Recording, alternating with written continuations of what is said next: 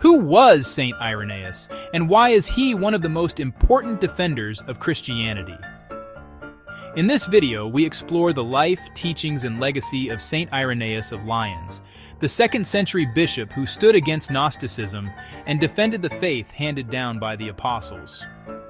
Learn how he argued that the true church preserved the teachings of Christ through apostolic succession, and why his writings remain influential for Christians today.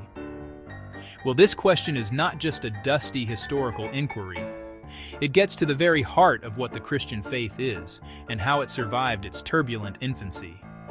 In the sprawling, chaotic world of the 2nd century Roman Empire, countless voices claimed to hold the key to truth, to God, to salvation.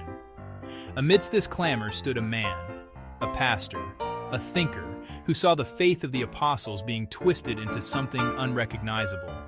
He saw the story of Jesus, the story of Israel's God, being replaced by a strange new myth.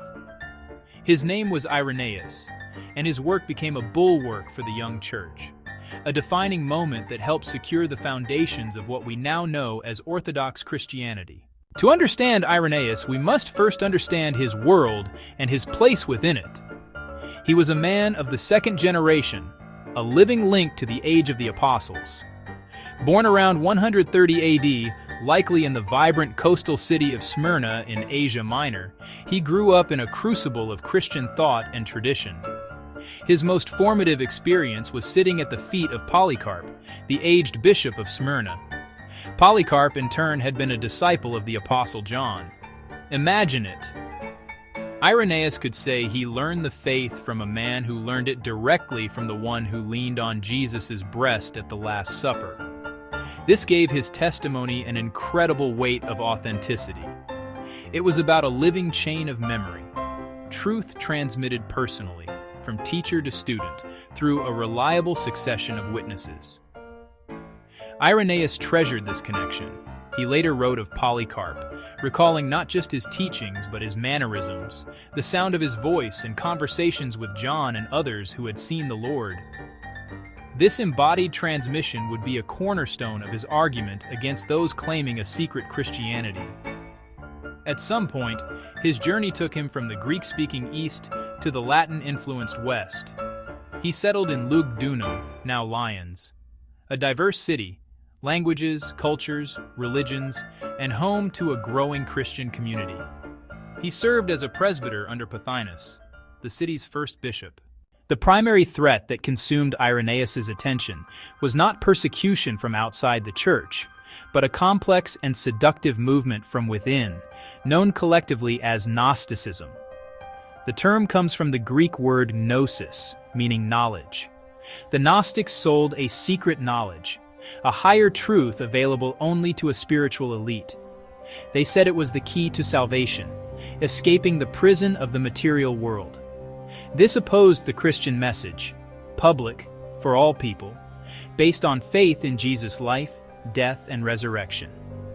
Gnostic systems varied, yet shared core beliefs opposed to the apostolic faith. Chief among them, radical dualism. They called the Creator a lesser, ignorant, or even malevolent deity, the demiurge, so the true God was remote and unknowable. If the body was evil, a real incarnation was unthinkable.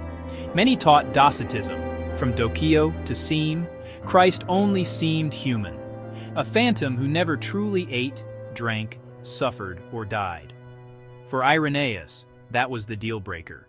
If Jesus wasn't truly human, he couldn't save real people. The Gnostic message was escape. Christianity was a public story, shared history, and communal life rooted in the resurrection.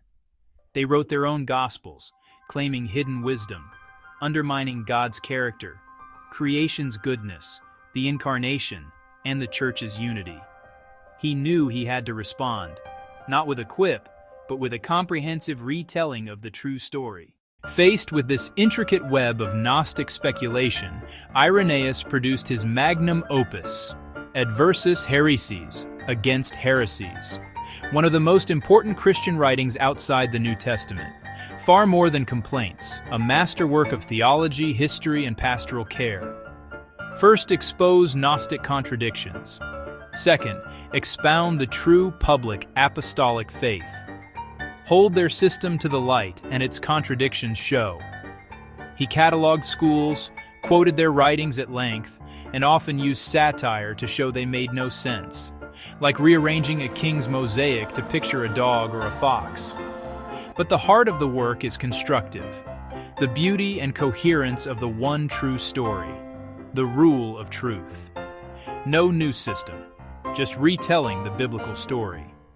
One God, creator of the world and Father of Jesus Christ. Not a bungling demiurge, but a loving artist who called creation very good. Old and New Testaments tell one unified rescue, revolutionary against Marcion, who cut Scripture apart. Against heresies defends the goodness of creation, the human body, real history, and the trustworthiness of the biblical narrative. How could Irenaeus be so sure his version was right, and the Gnostics wrong? His answer rested on two powerful interlocking pillars, sacred scripture and apostolic tradition. Not opposed, mutually reinforcing.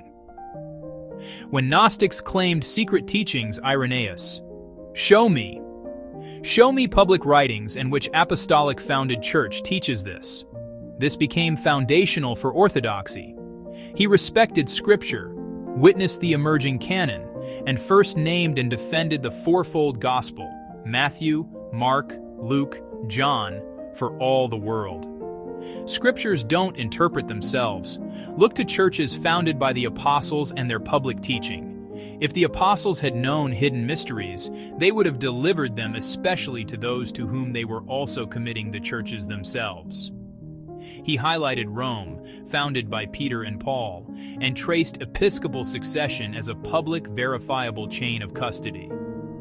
At the heart of Irenaeus' theology is recapitulation, drawn from Ephesians, God's plan to sum up all things in Christ. Jesus rewalks humanity's story as a new Adam, obeying where Adam failed, bringing life where Adam brought death. Salvation isn't escape. It's God entering the human condition to heal it from within. He becomes truly human, sanctifying every stage of life. He became what we are, that he might bring us to be even what he is himself. If no real body, then no real suffering or death, and the Eucharist is emptied. With a real body comes real redemption. Recapitulation heals division. Christ fulfills Israel's story, becomes true temple and sacrifice, and begins renewing the whole cosmos. Not escape, but glorious transformation. Hope for the world itself, until God is all in all. The victory of Irenaeus' vision over Gnosticism was not immediate, but it was decisive. He clarified the rule of truth, championed scripture and tradition, helped set the four-gospel canon, and kept the historical Jesus central. His influence appears in the ecumenical creeds. One God, maker of heaven and earth. A Savior, incarnate, made man. Today's spiritual marketplace mirrors 2nd century Lyons. Irenaeus calls us to the Church's public story, guarded by community. Does it align with the apostolic witness? Does it honor God as creator? Does it take seriously Jesus' full humanity and divinity? Resist refashioning Christianity to be more fashionable, more merely intellectual, or more palatable. He emphasized creation's goodness and the body's importance, vital amid ecological crisis and body-obsessed or body-despising cultures. Faith is real life, real history, and a real God who entered our world to save us, body and soul.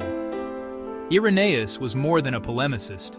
He was a synthesizer and a loving pastor. He articulated a big-hearted, world-affirming vision centered on Jesus.